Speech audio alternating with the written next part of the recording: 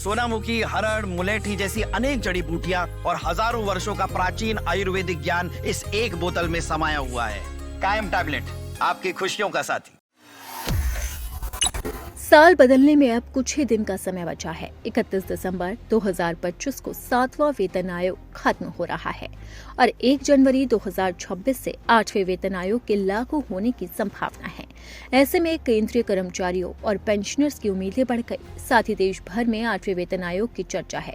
कर्मचारियों के बीच सबसे बड़ा सवाल ये है कि आखिर फिटमेंट फैक्टर क्या होगा और उनकी तरफ से कितने फिटमेंट फैक्टर की मांग रखी गई है। इसे लेकर all India NPS employee federation के राष्ट्रीय अध्यक्ष मंजीत पटेल ने स्थिति साफ कर दी। उनका कहना है कि उन्होंने सरकार से 2.64 फिटमेंट फैक्टर की मांग रखी है। अब सवाल ये है कि अगर इस फिटमेंट फैक्टर की मांग मान ली जाती है तो सैलरी कितनी बढ़ जाएगी।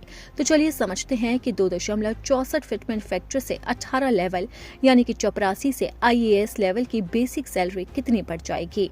लेवल 1 के तहत बेसिक पे 18,000 होता है और अनुमानित बेसिक पे 47,520। इसी के साथ ही लेवल 2 के लिए 19,900 और ये बढ़कर 52,536 हो सकता है। लेवल 3 के लिए 21,700 और ये बढ़कर 57,288 हो सकता है।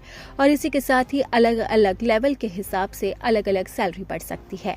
अब जैसे मान लीजिए कि लेवल 18 की सैलरी 2,50,000 है तो ये बढ़कर 6,60,000 हो सकती है अगर कर्मचारियों की मांग को मान लिया जाए। 7वें वेतन आयोग का कार्यकाल 31 दिसंबर 2025 को खत्म हो रहा है। ऐसे में नई सैलरी 1 जनवरी 2026 से लागू होने की संभावना है। हालांकि सरकार को 8वें वेतन आयोग की सिफारिशें मंजूर करने में अब करीब 2 साल लग सकते हैं।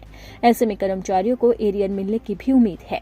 अब आपको बताते हैं कि आखिरकार फिटमेंट फैक्टर क्या होता है जिसके आधार पर कर्मचारियों की सैलरी तय की जाती है और ये बताया जाता है कि कर्मचारियों की सैलरी में कितना फीसदी तक इजाफा हो सकता है। फिटमेंट फैक्टर एक मल्टीप्लायर होता है जिससे मौजूदा बेसिक सैलरी को गुणा कर नई बेसिक सैलरी तय की जाती है। जितना ज्यादा फिटमेंट फैक्टर उतनी ज्यादा सैलरी और पेंशन। एक्सपर्ट बताते हैं कि फिटमेंट फैक्टर तय करते समय कई आर्थिक और संस्थागत पहलुओं को देखा जाता है। आमतौर पर इसमें बेसिक पे प्लस ग्रेड पे को आधार बनाकर जरूरी बढ़ोतरी का आंकलन भी किया जाता है।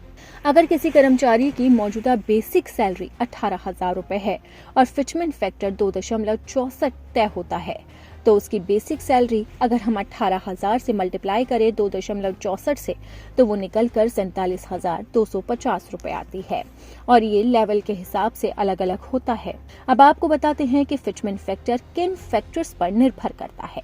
महंगाई और जीवन यापन की लागत, सीपीआई और सीपीआई-आईडब्ल्यू के आंकड़े, सरकार की वित्तीय स्थिति और बजट, कुल वेतन खर्च की सीमा, प्राइवेट सेक्टर से सैलरी की तुलना, इंडस्ट्री सैलरी सर्वे और मार्केट बेंचमार्क। और इसे देखते ही कर्मचारियों ने 2.64 फिटमेंट फैक्टर की मांग रख दी है।